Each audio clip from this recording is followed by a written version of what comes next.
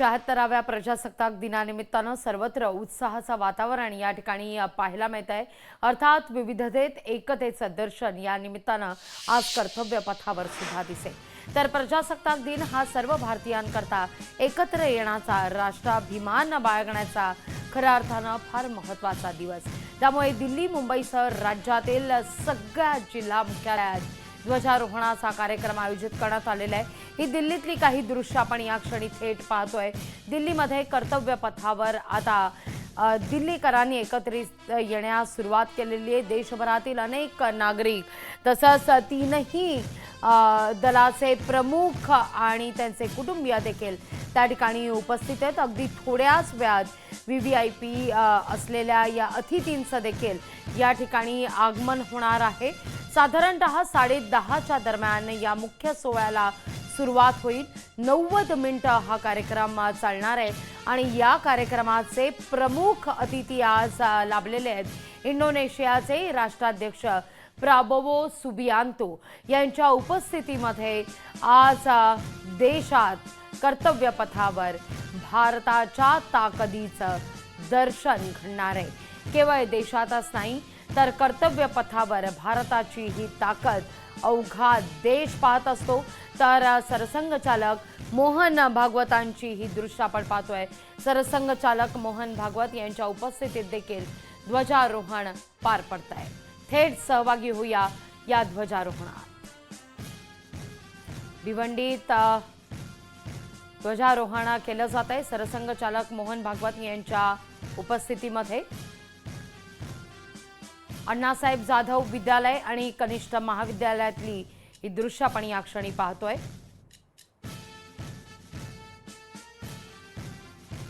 ध्वजारोहणानंतर सरसंघचालक संबोधित करतील।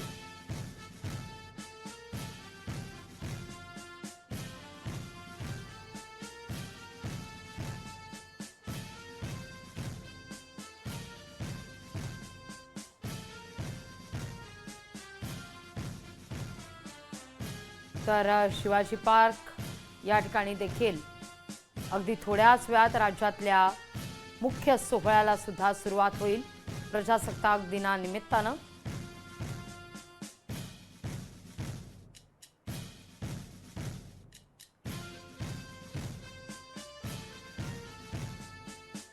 मी माझ्या पीसीआर टीमला विनंती करेन की त्यांनी 2 दृश्य दाखवावीत। सुरुवातीची दृश्य नागपूरमधली संघ मुख्यालयातली ज्या ठिकाणी ध्वजारोहण पार पडलेलं आहे। तर दुसरी दृश्य आपण पाहतोय सरसंघचालक मोहन भागवत यांच्या उपस्थितीमध्ये भिवंडीत या ठिकाणी ध्वजारोहण आता होत आहे।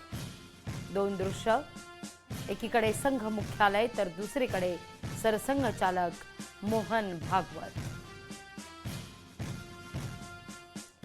थेट दृश्य भिवंडीतली पाहूयात आपण। भिवंडीमध्ये आणि संघ मुख्यालयामध्ये ध्वजारोहण झालेलं आहे।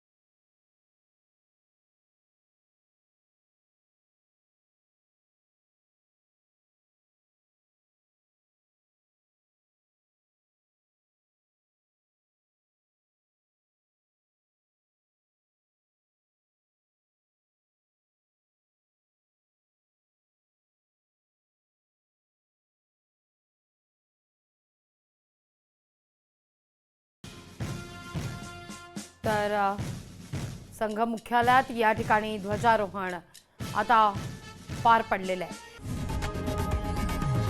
लोकशाही मराठी ऐका, पहा, जागरूक रहा।